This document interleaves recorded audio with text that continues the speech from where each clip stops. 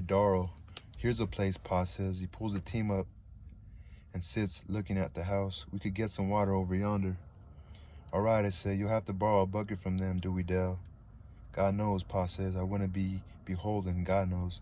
If you see a good-sized can, you might bring it, I say. Dewey Dell gets down from the wagon carrying the package. You had more trouble than you expected.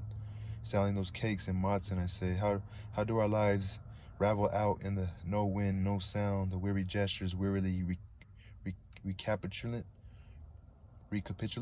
R-E-C-A-P-I-T-U-L-A-N-T.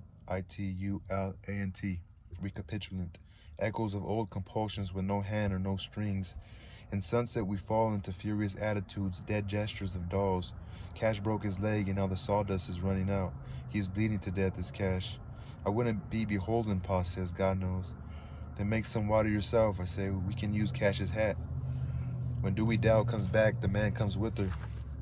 Then he stops and she comes on and he stands there, and after a while he goes back to the house and stands on the porch watching us. We better not try to lift him down, Pa says. We can fix it here. Do you want to be lifted down, Cash? I say.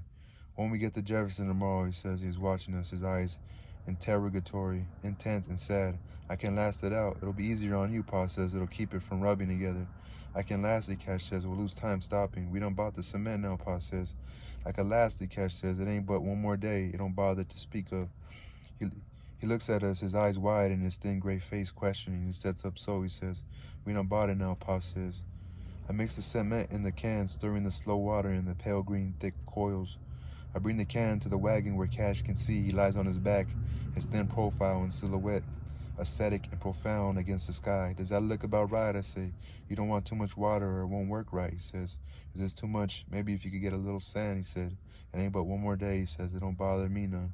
Bardamont goes back down the road to where we cross the branch and returns with sand. He pours it slowly into the thick coiling in the can.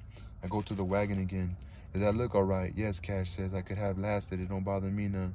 We loosen the splints and pour the cement over his legs slow. Watch out for it, Cash says. Don't get none on it if you can help.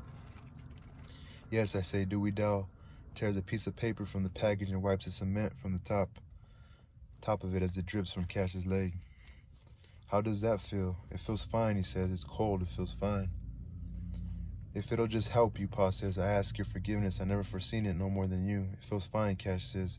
If you could just ravel out into time, that would be nice. If you could just ravel out, R-A-V-E-L.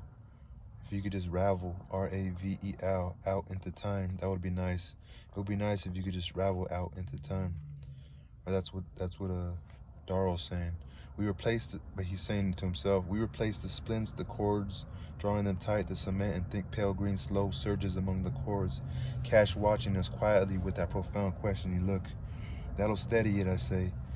Hey, Cash says, I'm obliged. Then we all turn on the wagon and watch him. He is coming up the road behind us, wooden-backed, wooden-faced, moving only from his hips down.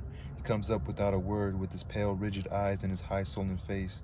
He gets into the wagon. Here's a hill, Pa says. I reckon you'll have to get out and walk. All right, that was the end of Darl.